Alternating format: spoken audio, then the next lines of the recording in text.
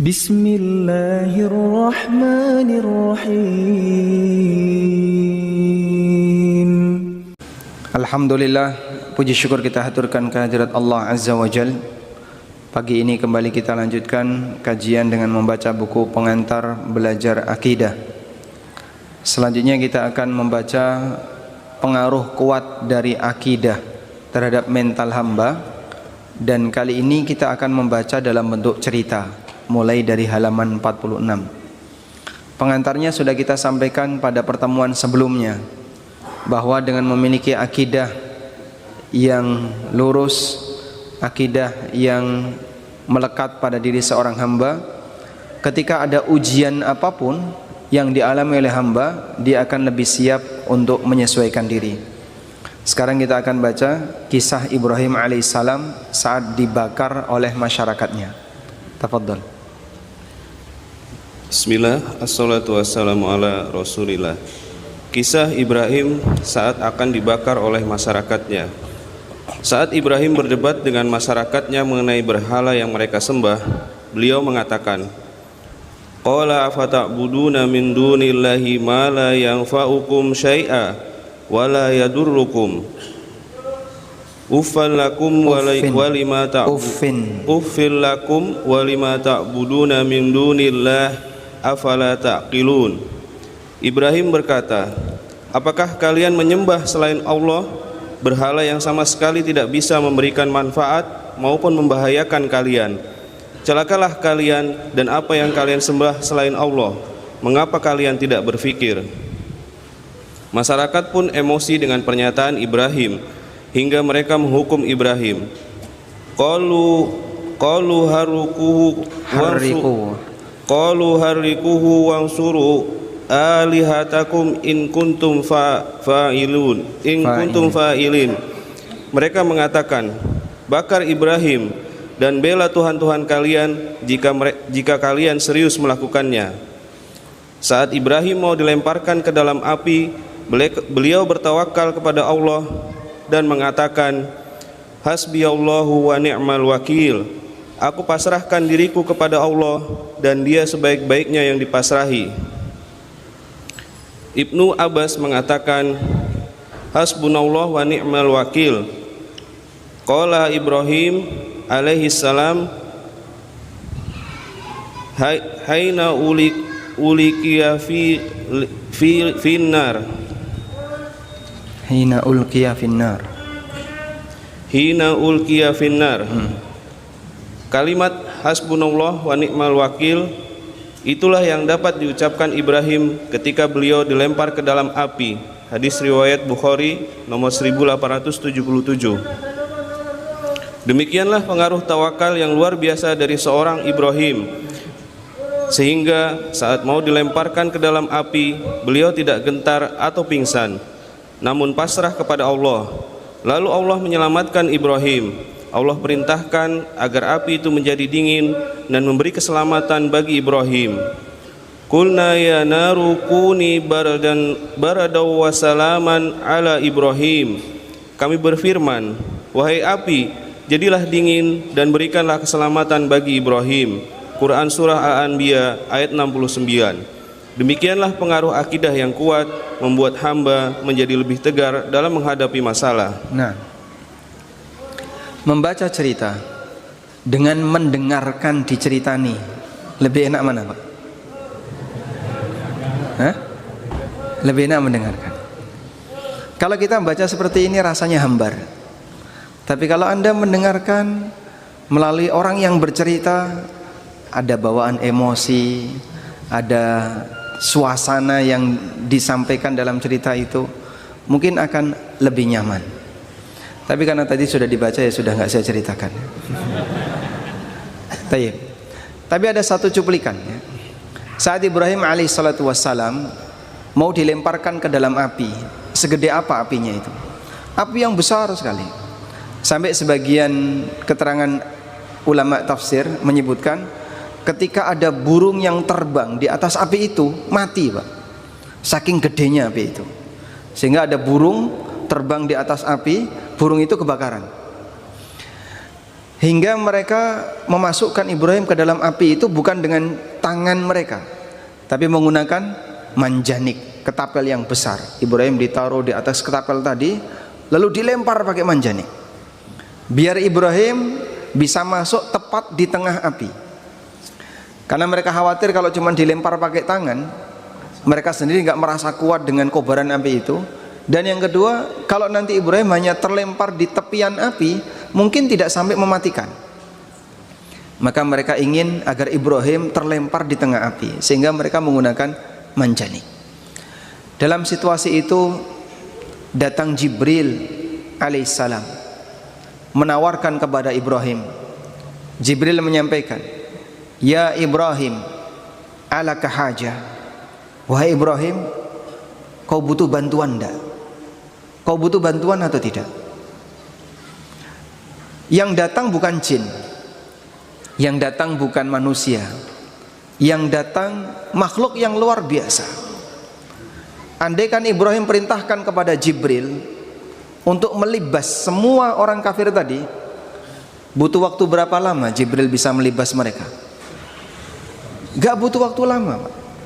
Andaikan Jibril diminta padamkan itu api, singkirkan semua kayunya, dalam waktu sekejap bisa. Jibril datang menawarkan kepada Ibrahim alaihissalam, "Alaka hajah, kau butuh bantuan enggak?" Apa kata Ibrahim? "Ama ilaika fala." Kalau kepadamu aku enggak butuh. Kalau kepadamu aku enggak butuh. Pertama saya membaca cerita ini, saya membayangkan seperti apa hati Ibrahim, sampai beliau punya tawakal yang demikian luar biasa. Anda saja ketika sedang mengalami misalnya kecelakaan ya, atau musibah apapun, tiba-tiba datang orang mau nolong, "Bapak butuh bantuan enggak?" "Kalau kepadamu aku enggak butuh." Ya sudah Pak, tak tinggal lungo.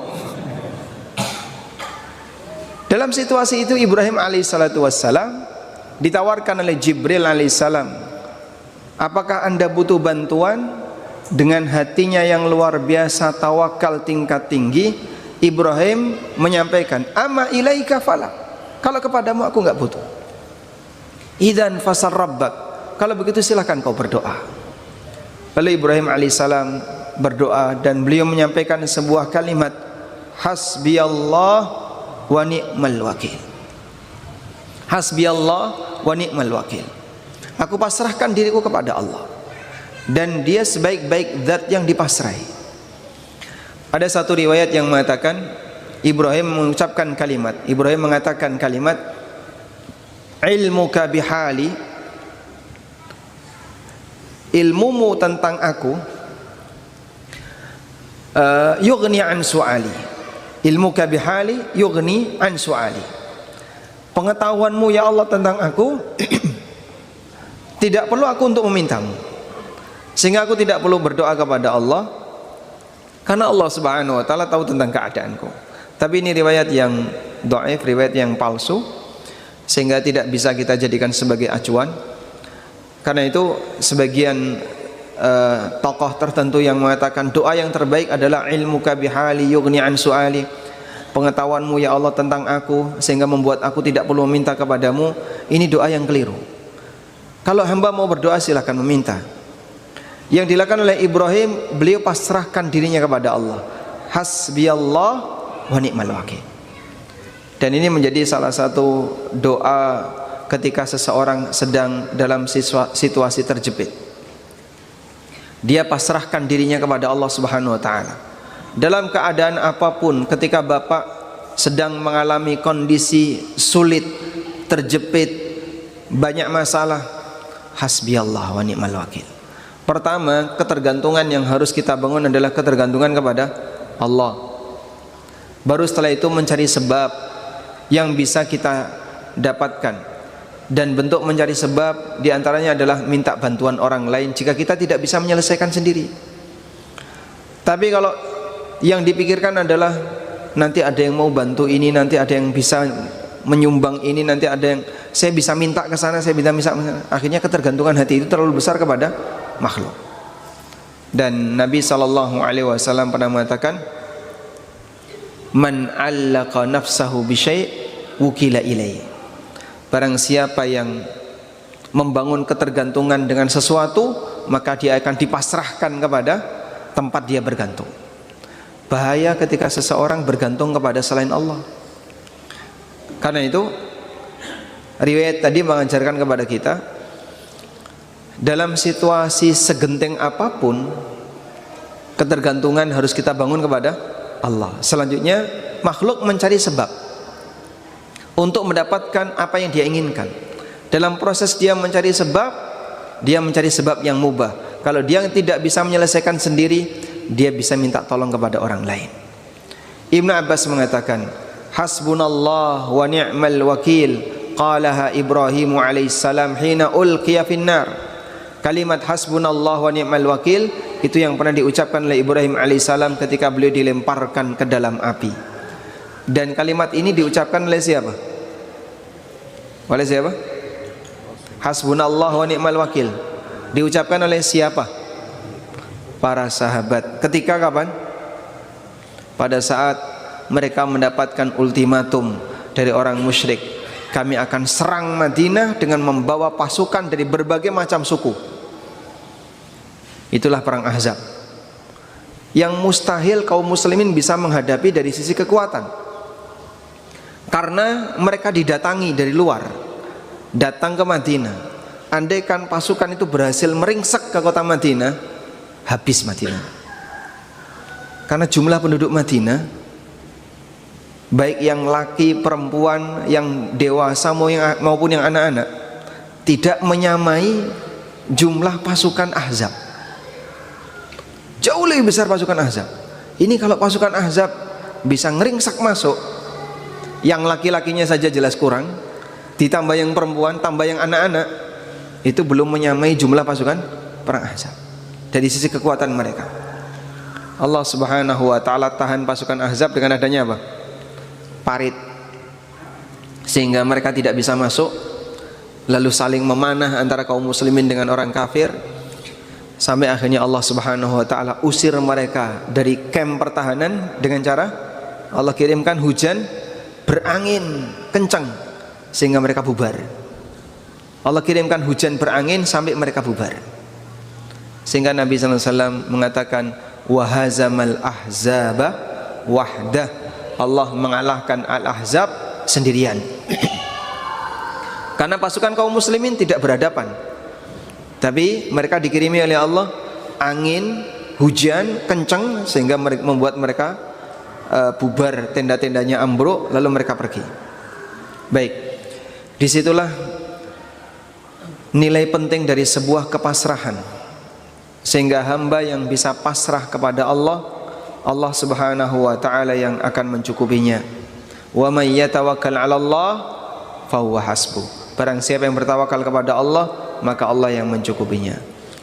Hasilnya Allah Subhanahu wa ta'ala berfirman, qulna ya naru, kami berfirman wahai api, kuni bardan wa salama, jadilah kamu dingin dan memberikan keselamatan ala Ibrahim.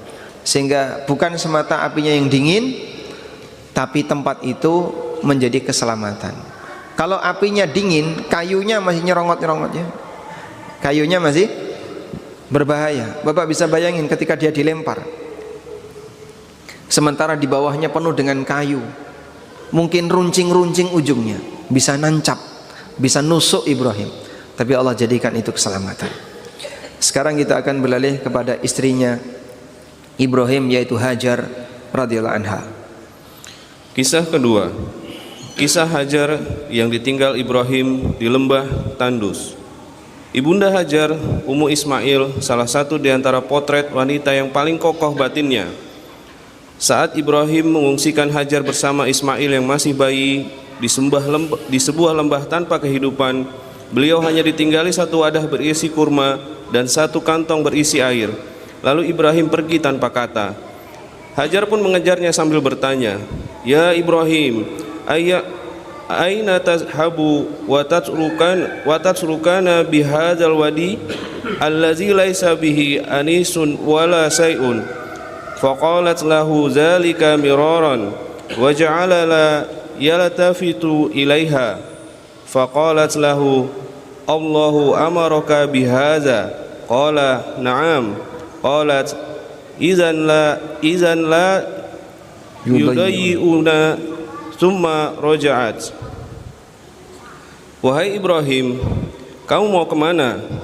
Kamu tinggalkan kami di lembah ini tanpa teman dan tanpa kehidupan. Hajar menanyakan hal itu berkali-kali, namun Ibrahim sama sekali tidak menoleh. Hingga Hajar bertanya kepadanya, apakah Allah yang memerintahkan kamu untuk melakukan ini? Jawab Ibrahim, iya. Di saat itulah Hajar dengan penuh tawakal mengatakan, jika demikian Allah tidak akan meninggalkan kita. Kemudian beliau balik ke tempat semula. Hadis riwayat An-Nasa'i dalam Al-Kubra 8320. Masya Allah, sungguh hati yang lebih kuat daripada baja. Saya kira tidak ada laki-laki yang mentalnya lebih kuat daripada Hajar. Masya Allah. Baik, cerita ini mungkin kalau di zaman kita hanya bisa jadi dongeng ya. Manusia ditaruh di sebuah tempat tanpa kehidupan, hanya diberi bekal yang sangat sedikit, kemudian ditinggal pergi. Kalau zaman sekarang mungkin masuk kategori pembunuhan. Pembunuhan terencana pelan-pelan. Karena di tempat seperti ini kemungkinan untuk mati kelaparan besar sekali. Di sebuah lembah tanpa kehidupan. Sehingga orang kalau memandang ke arah depan, padang pasir sejauh mata lautan, sejauh mata memandang. Belakang, kanan, kiri semuanya padang pasir sejauh mata memandang. Mau lari kemana? Nekat untuk keluar dari tempat itu, bisa hilang nyawa di perjalanan. Tapi Ibunda Hajar dengan tegar saat ditinggalkan oleh Ibrahim, beliau menyampaikan kalimat apa? Idzan la yudayyi'una. Kalau memang ini adalah perintah Allah, maka Allah tidak akan menelantarkan kita. Kalau ini adalah perintah Allah, Allah tidak akan menelantarkan kita. Setelah beliau mendapatkan jawaban dari Ibrahim pada saat pertanyaan yang terakhir, Allahu amaraka bihadza. Apakah Allah yang memerintahkan Anda untuk melakukan hal ini? Qala na'am. Ibrahim menjawab, iya. Hanya satu kata ini saja yang dibaca oleh Ibrahim. Hanya satu kata yang diucapkan oleh Ibrahim, na'am. Setelah itu Ibrahim pergi. Idzan la yudayyi'un Allah. Jika demikian Allah tidak akan menyia-nyiakan kita. Jadi Bapak bayangkan ya, istri di rumah, tidak ada apapun yang ditinggalkan, duit tidak ada, bahan makanan tidak ada, tidak ada apapun. Suaminya mau pergi, bawa pancing. Masya Allah. Bapak mau kemana? Gak dijawab. Apakah kau akan meninggalkan aku sendirian di sini? Gak dijawab. Allahu amaraka bihadza. Apakah Allah yang memerintahkan kamu melakukan seperti ini? Allah nyuruh saya kerja. Masya Allah. Baik, mungkin istri akan ketakutan dalam situasi seperti ini. Tapi Hajar radhiyallahu anha dengan tegarnya beliau seperti ini, dan pada saat Hajar tahu ini adalah perintah Allah, maka beliau mengatakan idzan la yudayyi'un Allah. Jika demikian Allah tidak akan menyia-nyiakan kita. Dan dalam kondisi itu Ka'bah itu hanya tinggal pondasi saja. Tidak ada bangunan tinggi. Ditinggikan itu di zaman siapa? Ismail dewasa. Wa idh yarfa'u Ibrahimul baita wa Ismail Rabbana taqabbal minna. Sehingga Ka'bah itu ditinggikan setelah Ismail dewasa. Sebelum itu Ka'bah tinggal puing-puing. Sehingga mau berteduh dengan apa, Pak? Ya mungkin ada puing-puing kecil saat matahari terbit, masih bisa bernaung dengan bayangan dari arah timur. Saat matahari tenggelam, bernaung dengan bayangan dari arah barat. Begitu di tengah, tidak ada tempat untuk bernaung. Ya, barangkali cuma kain saja yang dipajang. Tapi dalam situasi itu Hajar dengan teguh beliau siap menerima ujian seperti ini. Mungkin kalau lelaki, saya bicara lelaki ya, menghadapi kayak gini Pak, bunuh diri dia Pak. Ya daripada mati pelan-pelan kan, mending mati lebih cepat. Tapi Hajar radhiyallahu anha, beliau tetap tegar. Beliau tidak membunuh anaknya dan tidak bunuh diri. Sampai ketika ASINya habis, karena sudah tidak ada yang bisa dikonsumsi. Sampai ASINya habis, Hajar radhiyallahu anha melihat anaknya menangis. Berapa lama wanita tidak makan sampai ASINya habis? Tidak tahu, belum pernah punya pengalaman. Sampai ketika ASINya habis, hingga kemudian Ismail kelaparan menangis. Dalam riwayat disebutkan Hajar meninggalkan Ismail karena alasan dia nggak ingin anaknya mati di depan matanya. Jadi kalaupun Ismail mati ya jangan di depan matanya, maka dia pergi. Nggak kuat untuk melihat Ismail mati di depan mata beliau, akhirnya pergi. Kemudian beliau nyari kehidupan, naik turun di mana Pak? Safa dan Marwah. Sampai akhirnya Allah Subhanahu wa taala turunkan pertolongan. Di mana Allah turunkan pertolongan? Di dekat Ka'bah, dengan digali sumur Zam-Zam yang jaraknya kurang lebih hanya 20 meter dari Ka'bah.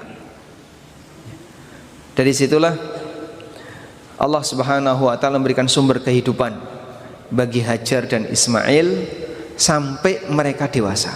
Sampai Ismail dewasa.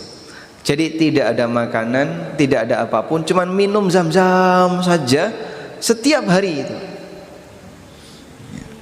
Makanya Zam-Zam disebut oleh Nabi sallallahu alaihi wasallam Zam-Zam ta'amu tu'min. Zam-Zam itu khasiatnya seperti makanan, sehingga unsurnya tidak sebatas seperti makanan yang kita, seperti minuman yang kita punya. Air mineral itu kan air tanpa mineral ya, karena sudah dibersihkan. Sehingga air Zam-Zam kaya dengan aneka nutrisi yang dibutuhkan oleh hamba, maka cukup mengkonsumsi Zam-Zam saja, orang tidak makan bisa tahan. Dan bahkan ya seperti dia mengkonsumsi makanan. Kita tidak tahu apa saja unsur Zam-Zam, tapi itu bisa berfungsi sebagai makanan. Mau dibuktikan Pak? Lebih mahal Zam-Zamnya daripada segosak piring Pak. Anda minum Zam-Zam satu gelas ya, dengan nasi satu piring kan lebih mahal Zam-Zam. Baik, sekarang kita lanjutkan kisah yang ketiga. Kisah ketiga, kisah Bani Israel dikejar pasukan Fir'aun. Allah memerintahkan Musa dan Harun untuk mengajak Bani Israel mengungsi meninggalkan Mesir di malam hari. Fa'asri bi ibadi lailan innakum muttaba'un. Berangkatkanlah para hambaku di waktu malam, karena sesungguhnya kalian pasti akan dikejar. Quran Surah Ad-Dukhan ayat 23. Pasukan Bani Israel keluar Mesir ke arah timur, hingga mereka tertahan oleh Laut Merah, sementara pasukan Fir'aun mengejar dari belakang, hingga kedua pasukan saling melihat dari kejauhan. Disitulah puncak ujian bagi Bani Israel yang dipimpin Musa. Mereka tidak bisa bergerak, maju lautan, mundur pasukan Fir'aun yang siap dengan senjata dan semangat untuk mengganyang Bani Israel. Bani Israel merasa diri mereka pasti binasa, maju mati, mundur pun mati. Mereka hanya bisa mengadu kepada Musa bahwa diri mereka pasti akan tertangkap. Allah berfirman menceritakan kondisi Musa dan Bani Israel ketika dikejar Fir'aun. Falamma tara'al jama'ani qala ashabu Musa inna lamudrakun. Ketika dua pasukan itu saling melihat, para sahabat Musa mengatakan, kita pasti akan tertangkap. Pada posisi itu Musa tidak tahu apa yang harus beliau lakukan. Namun Musa dengan sangat yakin bahwa Allah pasti akan memberikan solusi. Allah berfirman menceritakan jawaban Musa ketika mendengar kalimat ketakutan dari kaumnya. Qala kalla inna ma'iya rabbi sayahdin. Musa berkata, tidak demikian, sesungguhnya Allah bersamaku dan Dia akan memberikan petunjuk kepadaku. Quran Surah Asy-Syu'ara ayat 61 sampai 62. Seketika itu Allah memberikan solusi kepada Musa. Fa'auhayna ila Musa anidrib bi'asakal bahr fanfalaqa fakana kullu firqin katoidil azim. Lalu kami mewahyukan kepada Musa, pukullah lautan itu dengan tongkatmu, maka terbelahlah lautan itu dan tiap-tiap belahan adalah seperti gunung-gunung yang besar. Quran Surah Asy-Syu'ara ayat 63. Baik, sekarang kita menuju surat Asy-Syu'ara. Agar bisa lebih menghayati, kita langsung melihat ke arah teks Al-Quran, di mana Allah Subhanahu wa Ta'ala menceritakan proses Allah menyelamatkan Bani Israel dari kejaran Fir'aun. Mungkin ini sudah sering kita ceritakan, dan walaupun sering, cerita itu ketika diulang menambah semangat yang baru. Demikianlah pengaruh besar dari kisah dalam Al-Quran. Nabi SAW membaca Quran selama hidup beliau berapa kali, Pak? Tidak ada yang tahu kecuali Allah. Tapi kisah itu terus beliau baca. Wa kullan naqussu 'alaika min amba'ir rusul ma nuthabbitu bihi fu'adak. Demikianlah kami ceritakan kepadamu kisah-kisah tentang para rasul ma nuthabbitu bihi fu'adak, yang itu akan menguatkan, mengokohkan hatimu. Allah Subhanahu wa Ta'ala berfirman, falamma tara al-jam'an. Kita coba tarik sebelumnya. Wa auhayna ila Musa an asri bi'ibadi innakum muttaba'un. Kami wahyukan kepada Musa, berangkatkan para hambaku, innakum muttaba'un, kalian akan dikejar. Fa arsala fir'aunu fil madaini hasyirin. Dalam ayat yang lain, an asri bi'ibadi lailan, berangkatkan para hambaku di waktu malam.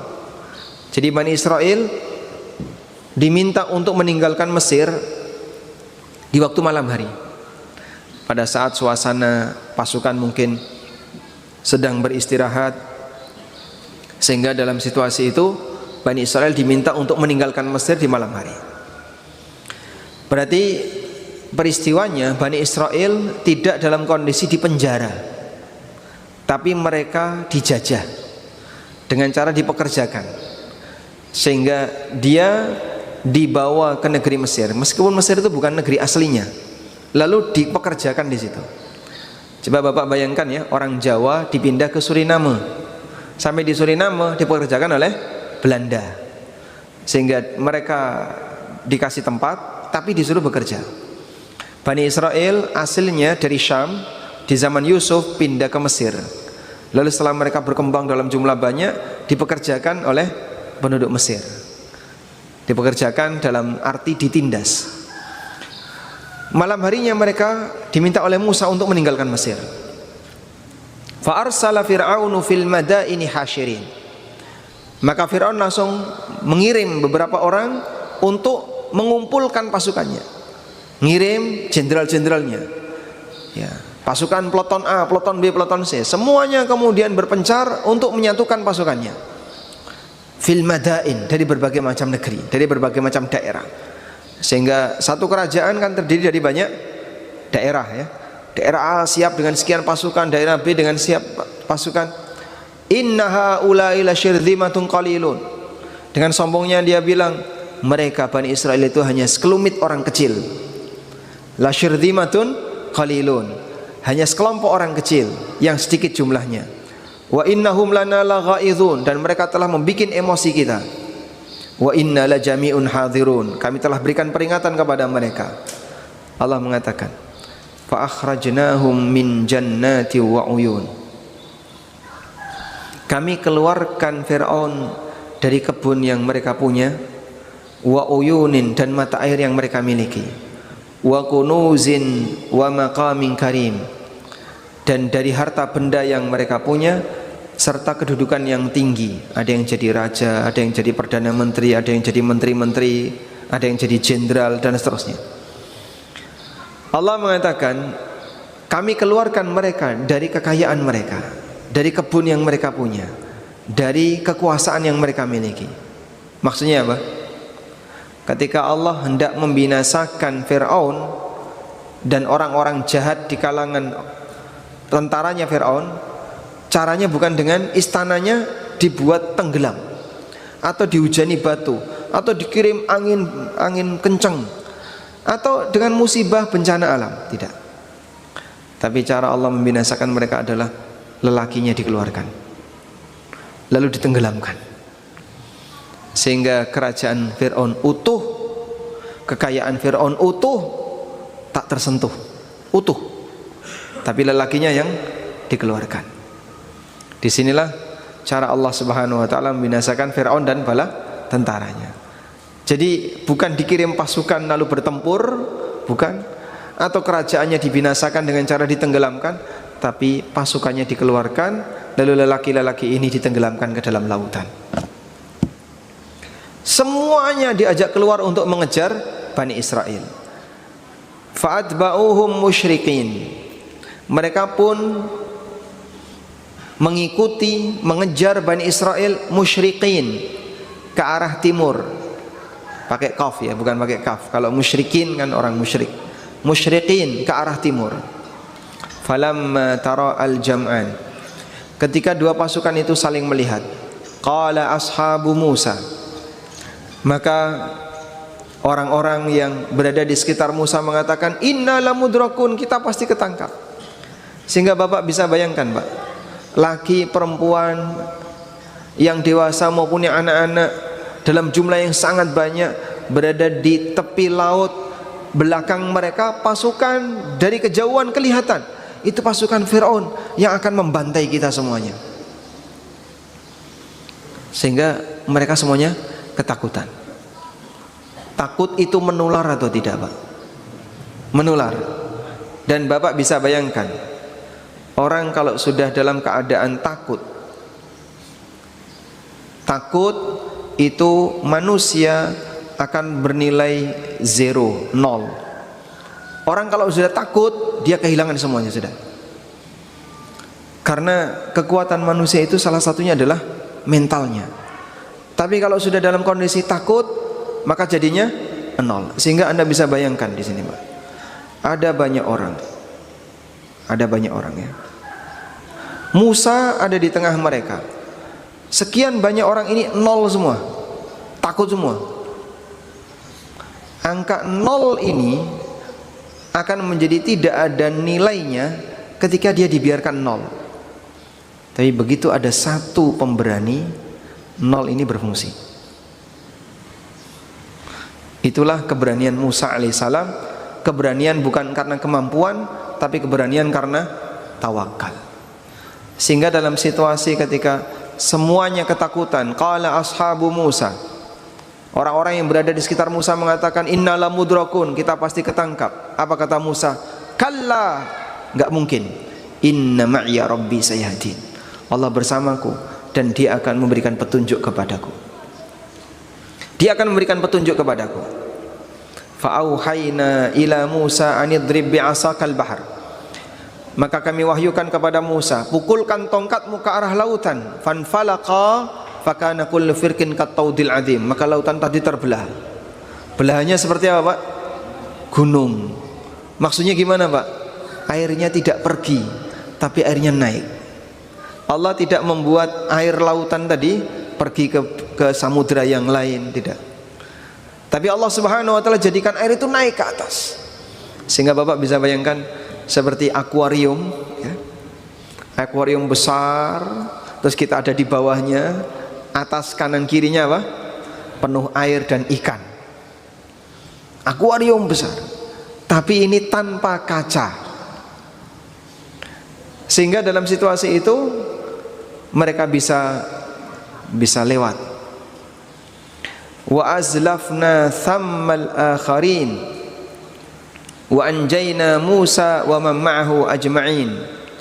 Di situ kami tenggelamkan sebagian orang dan kami selamatkan Musa dan orang yang bersamanya. Bapak lihat di sini, Pak. Setelah Bani Israel menyeberang selamat, emosi itu akan menghalangi akal sehat. bodohnya Fir'aun dia ikut, gobloknya Fir'aun itu dia ikut. Andai kan Fir'aun itu pulang karena melihat Bani Israel sudah selamat, dia pulang, dia masih bisa jadi raja, dia masih bisa menguasai Mesir, dia masih bisa menikmati kekayaannya. Tapi dia ikuti Musa dan Bani Israel, akhirnya apa? Mati semuanya. Dan kalau rajanya yang masuk, ya seluruh pasukan ikut, mati semua, Pak. Disitulah cara Allah Subhanahu wa ta'ala membinasakan Fir'aun dan bala tentaranya. Sehingga dulu mereka membantai lelaki Bani Israel, dibalas oleh Allah, semua lelakinya dihabisi oleh Allah. Sehingga Pak, bayi Bani Israel laki-laki yang dibantai oleh Bani Israel itu seusia dengan pasukan-pasukan itu, Pak. Dulu yang seusia kamu, mereka dibantai. Sekarang kamu di kalangan orang Mesir yang kafir, yang dulu ketika lahir dia dirawat sampai dewasa, sekarang jadi pasukan Fir'aun, ditenggelamkan oleh Allah. Kemenangan itu mungkin akan tertunda dalam waktu puluhan tahun, karena tekanan yang diberikan oleh Fir'aun sebelum Musa lahir sampai Musa dewasa jadi nabi. Sehingga ibunya Musa ketakutan kalau Musa nanti akan dibantai. Maka yang dilakukan ibunya Musa apa? Wa auhayna ila ummi Musa an ardi'i fa idza khifti alaihi. Apabila kami wahyukan kepada ibunya Musa, silahkan kamu susui anakmu. Fa idza khifti alaihi. Tapi kalau kamu ketakutan terhadap keselamatan Musa, fa alqihi fil yammi wala takhafi. Buang dia ke sungai, wala takhafi, dan enggak usah takut. Sehingga kejadian pembantaian bayi lelaki itu sudah ada sebelum Musa lahir. Saat ibunya Musa melahirkan Musa, ketakutan dia, tapi Allah tenangkan hatinya ibunya Musa. Dan orang yang takut hatinya hilang. Karena itu Allah mengatakan warabatna ala qalbi ummi Musa, kami ikat hati ibunya Musa. Sehingga hati itu kalau ketakutan dia lari, Pak. Makanya diikat oleh Allah biar hatinya tidak lari. Nah, dalam situasi itulah Musa alaihissalatu wassalam dengan satu orang yang tawakal kepada Allah menyelamatkan nol yang jumlahnya sekian banyak tadi. Maka sekali lagi ya, angka nol tidak akan berarti kalau dia biarkan nol. Ada satu tokoh yang memimpin di depan satu orang, nol ini jadi ada harganya. Makanya yang nol jangan ditaruh di depan ya. Nol kalau ditaruh di depan jadinya apa, Pak? Menghilangkan harga, 0, jadinya Pak. Menurunkannya jauh sekali. Baik, sehingga orang bodoh kalau dia mengendalikan orang yang berilmu, yang seharusnya orang berilmu ini bisa mimpin, ya, belakangnya ini jadi nggak ada nilainya lagi, karena 0 di depan ini orang bodoh. Baik, ada satu pelajaran pada waktu Musa alaihissalam atau pada waktu Fir'aun ditenggelamkan oleh Allah Subhanahu wa ta'ala. Allah Subhanahu wa ta'ala berfirman, fama bakat alaihimus sama wal ardu wa ma kanu mundorin.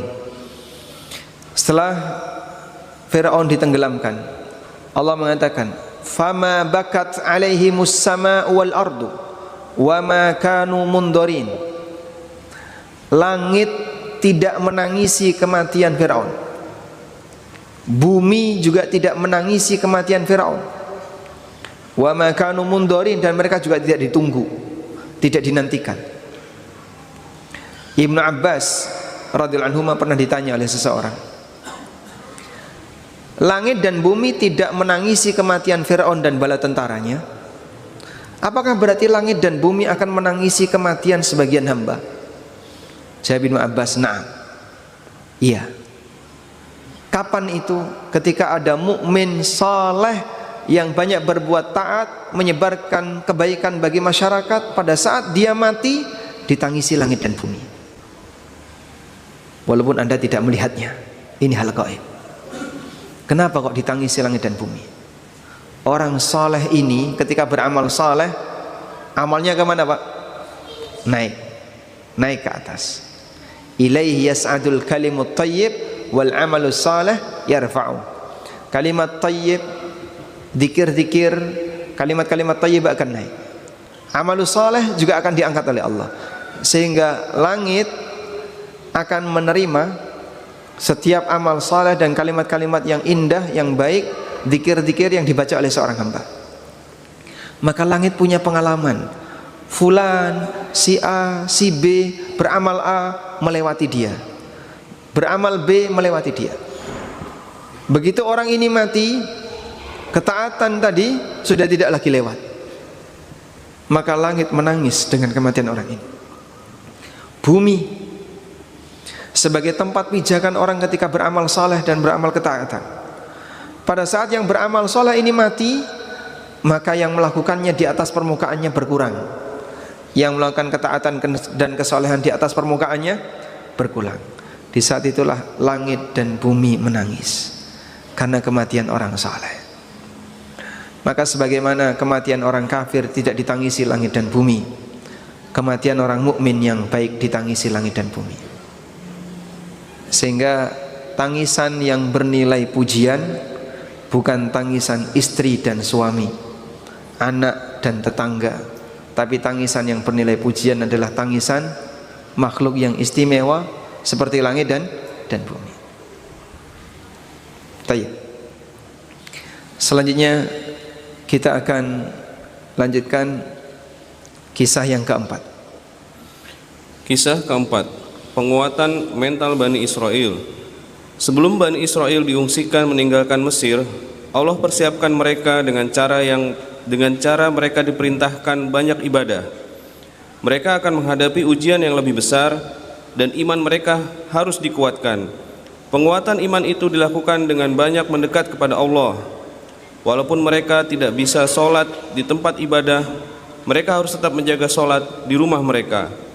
Allah berfirman, wa auhayna ila Musa wa akhi an tabawwa liqaumikuma bimisra buyutan waj'alu buyutakum qiblatan wa aqimus shalah wa basyiril mu'minin. Kami wahyukan kepada Musa dan saudaranya, ambillah olehmu berdua beberapa buah rumah di Mesir untuk tempat tinggal bagi kaummu, dan jadikanlah olehmu rumah-rumahmu itu tempat sholat, dan dirikanlah olehmu sembahyang, serta gembirakanlah orang-orang yang beriman. Quran Surah Yunus ayat 87. Al-Baghawi menyebutkan keterangan mayoritas ahli tafsir. Mayoritas ahli tafsir menyebutkan dulu Bani Israel tidak mengerjakan sholat kecuali di gereja dan kelenteng mereka, sehingga ibadah mereka terang-terangan. Ketika Musa diutus, Fir'aun memerintahkan agar tempat ibadah itu dibongkar dan melarang Bani Israel untuk sholat. Lalu mereka diperintahkan untuk menjadikan rumah mereka sebagai masjid karena takut terhadap Fir'aun. Ini merupakan pendapat Ibrahim Ikriman dari Ibnu Abbas, Tafsir Al-Baghawi 4-146. Demikianlah pengaruh iman. Seorang hamba akan lebih siap menerima tantangan ketika dia beriman kepada Allah. Semakin kuat imannya, rasa tawakalnya akan semakin tinggi. Baik. Ini pelajaran yang memberikan kita satu kesimpulan bahwa penguatan iman itu dilakukan dengan cara rajin ibadah dan melakukan ketaatan. Banyak orang yang meremehkan ibadah. Lagi krisis kayak gini cuman bicara sholat, lagi krisis seperti ini cuman bicara ibadah. Di waktu yang sama ada juga orang yang terlalu berlebihan, sehingga dia nggak mau kerja, nggak nyari solusi, dan yang dia lakukan hanyalah ibadah, sholat, ritual, dan seterusnya. Ahlussunnah diajarkan keseimbangan, sehingga pada saat kita punya masalah, lalu mau mencari solusi terhadap masalah, itu ada dua. ada solusi syar'i, solusi yang diajarkan oleh syariat, dan ada solusi kauni, solusi yang berdasarkan empirik. Empirik itu berarti pengalaman manusia. Baik, solusi syar'i ini apa saja Pak? Doa. Masa doa terus? Ini belum saya bahas, nanti dulu. Lalu sholat, kemudian apa lagi? Ibadah. Sehingga kita memang perlu solusi ini, jangan dihilangin gitu ya. Orang dengan sombongnya mengatakan lagi masalah kayak gini, lagi krisis, bicaranya cuma doa, doa, doa. Baik, gimana kira-kira kalau ini kita hilangkan? Ya tidak boleh. Sombong amat manusia, seolah-olah dia merasa bahwa Allah tidak kuasa untuk bisa menyelesaikan semuanya dalam waktu sekejap. Sehingga kalau orang dinasihati untuk berdoa, bersabar, kemudian kerjakan sholat, tawakal, ibadah, seolah-olah mereka justru meremehkan kegiatan seperti ini. Solusinya kok cuma doa? Ustadz hanya bisa bilang doa. Nanti dulu, kita belum bahas yang kedua ini. Dan ini penting. Jangan dikira hal seperti ini sia-sia. Betapa banyak sejarah yang sudah kita baca berkaitan dengan situasi genting yang dialami oleh para nabi, dan yang mereka lakukan adalah bagian yang pertama ini, solusi syar'i. Mereka berdoa kepada Allah, meminta kepada Allah. Dan kenyataannya hasilnya luar biasa. Sebagaimana pula yang dilakukan oleh Nabi kita sallallahu alaihi wasallam. Makanya tolong bahaya ya, tolong dikasih tahu bahayanya mereka yang kalau dikasih nasihat tentang doa, tentang zikir, tentang ibadah, pada saat mereka menghadapi situasi yang genting, terus kemudian muncul komentar, bisanya cuma ngomong doa, masa utang dibalas pakai doa ya. Ya, Pak Ustadz, utang nggak bisa dibayar pakai doa. Saya nggak ngomong kayak gitu, cuman ini salah satu di antara solusi yang penting untuk kau miliki. Dan ini muncul, sikap meremehkan seperti ini muncul ketika seseorang terlalu merasa hebat dengan kemampuan manusia. Ya sudah, kamu nggak usah minta tolong sama Tuhan, kau kerjakan sendiri. Bisa selesai? Jangan harap bisa selesai. Terlalu merasa sombong dengan kemampuan pribadinya, nasihat seperti ini, solusi syar'i, suruh doa, suruh ibadah, ini kadang diabaikan, bahkan disikapi nyinyir ya, hanya cuma bisa ngasih solusi doa ya. Baik, memang kita tidak meninggalkan solusi yang kedua. Habis doa tentu saja orang bukan tidur, tapi habis doa ngapain? Bukan mancing kan? Tapi habis doa, ya sekarang kau kerjakan semampumu. Aku lagi nggak ada kerjaan Pak Ustaz, lagi butuh ini, butuh ini, butuh ini. Ya Bapak tawakal, berdoa kepada Allah. Masa cuma dinasihati doa-doa tawakal, bosan Pak Ustaz? Lah saya suruh ngomong apa? Ya Ustaz yang ngasih duit lah. Wah kalau itu beda lagi. Ketergantungan seseorang kepada selain Allah akhirnya dilepas sama Allah. Ya terserah kamu sekarang bergantung kepada selain Allah. Akhirnya dia malah terlalu sibuk bergantung dengan kemampuan pribadinya. Ini cara orang ateis yang tidak punya iman dan orang-orang yang lemah imannya. Padahal kita diajarkan bagian dari solusi yang tidak boleh terlupakan adalah solusi syar'i. Tapi bukan satu-satunya, sehingga jangan membuang yang sebelah kanan. Artinya seperti tadi ya, selesai doa, selesai sholat, jangan tidur, tapi kau usahakan yang bisa mampu kau lakukan. Sehingga di sini usaha semampunya. Terus kalau dalam kondisi seperti ini kau butuh duit, sekarang lagi dikejar-kejar untuk bayar utang, dalam keadaan aku nggak punya apa-apa Pak, kerjaan tidak ada. Baik, setelah berdoa kemudian menyerahkan urusannya kepada Allah, lalu dia berusaha sebisa yang dia lakukan, ya entah dengan apapun itu. Lalu kemudian Allah takdirkan itu berhasil, walhamdulillah. Bis sabri wal yakin, dengan sabar dan yakin maka orang akan bisa mendapatkan solusi yang terbaik. Baik. Nah, selanjutnya kita kembali kepada keadaan Fir'aun dan Bani Israel. Seperti yang tadi disampaikan oleh Al-Baghawi, Bani Israel ini salatnya di tempat ibadah sehingga dilihat oleh banyak orang. Oleh Fir'aun tempat ibadahnya dibongkar. Akhirnya mereka tidak punya tempat ibadah. Saat mereka tidak punya tempat ibadah, Bani Israel ini akan lemah jika tidak ibadah. Maka untuk menguatkan itu, Allah Subhanahu wa taala perintahkan salat. Allah perintahkan salat. Salat di mana? Kalau tempat salatnya sudah tidak ada, salat di rumah masing-masing.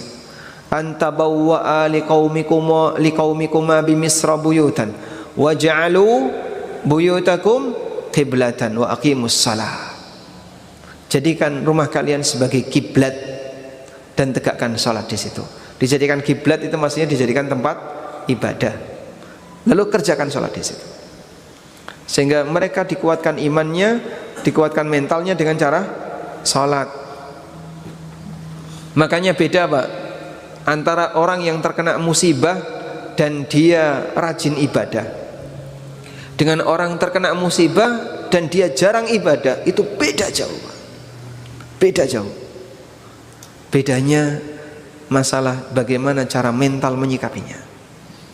Yang sudah kenal sunnah, ngerti dakwah tauhid, dia sudah terbiasa menata hatinya dengan ikhlas, penguatan akidah dan seterusnya. Saat punya masalah lebih tegar daripada mereka yang jauh dari agama. Disitulah pengaruh dari apa? Ketaatan, ibadah dan iman. Jangan remehkan bagian itu, Pak. Orang goyang itu karena mereka tidak punya bagian yang ini. Makanya kita belajar untuk menjadi hamba yang gimana caranya agar selalu bisa bertahan dalam melakukan kebaikan, dalam melakukan ibadah. Sehingga kita ibadah minimal sehari berapa kali? 5 kali pertemuan kegiatan ibadah dalam 5 sholat atau dalam sholat 5 waktu yang kita kerjakan. Andaikan ibadah muslim itu sepekan sekali, Pak, hilang kita ini, Pak. Jadi intensitas yang sering itu seperti kita ngiket. Maka kalau terlalu jarang, hilang, Pak. Sehingga alhamdulillah masjid saat Jumatan rame, full. Andaikan, Pak, ibadah kaum muslimin hanya hari Jumat saja, mungkin nasib Jumatan seperti sholat duhur, cuman 3 shaf. Yang lainnya kemana? Hilang sudah. Karena intensitas yang jarang. Dibuat intensitas sering itu agar agamanya terjaga. Maka kalau sebagian orang yang dia merasa meremehkan sholat, sholat itu ngasih pengaruh apa sih?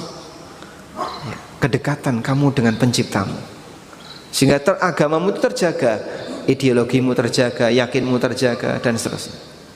Makanya Anda bisa lihat ya, yang ibadah per pekan itu antara yang datang sama yang tidak datang banyak mana? Ya? Antara yang datang, yang hadir sesama pengikutnya, ya, antara yang datang sama yang tidak datang, banyak yang nggak datang. Dan itu pun yang mau bahas agamanya sedikit. Jadi agama, penganut agama dunia, penganut agama dunia yang tertinggi apa, Pak? Yang tertinggi Protestan ya. Yang tertinggi anggaplah Nasrani ya. Nasrani ini paling banyak. Muslim itu kan urutan keberapa? 20% dari penduduk bumi Muslim.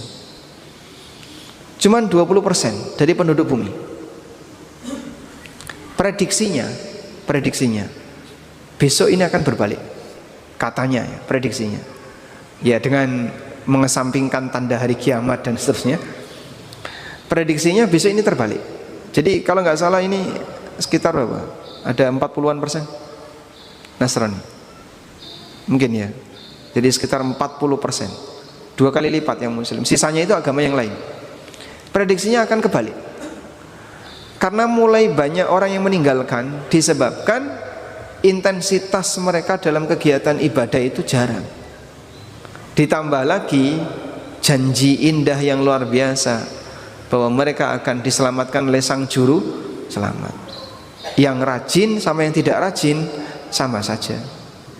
Ya milih gak rajin buat apa rajin? Ya kan sampai di beberapa tempat mungkin yang punya pengalaman di Eropa tempat ibadah dijual karena tidak ada pengunjungnya. Itu pun masih karena didukung oleh dana internasional. Andaikan tanpa dukungan dana seperti itu, kayak kaum muslimin yang dominan swadaya ya. Masjid swadaya, mana lagi swadaya, bukan karena dukungan internasional. Tapi kita masih bisa bertahan karena intensitas ibadah kita banyak. Karena itulah kita coba bangun terus ya aneka intensitas ibadah seperti ini. Dan salah satu di antara manfaatnya adalah menjaga kedekatan Anda dengan Rabbul Izzah Azza wa Jalla. Wallahu a'lam. Baik, selesai untuk kisah-kisah penguat mental. Dan pelajaran yang bisa kita ambil adalah bahwa dengan akidah yang kuat akan bisa berpengaruh kepada tawakal. Iman itu berpengaruh kepada tawakal. Maka orang bisa lebih mudah bertawakal ketika dia punya iman. Berimanlah kepada Allah dan selalu pupuk iman ini dengan baik. Salah satu di antara pengaruh besarnya, kita akan jadi lebih mudah untuk bisa bertawakal kepada Allah. Wallahu a'lam wa sallallahu ala nabiyyina Muhammadin wa ala alihi wa sahbihi wasallam.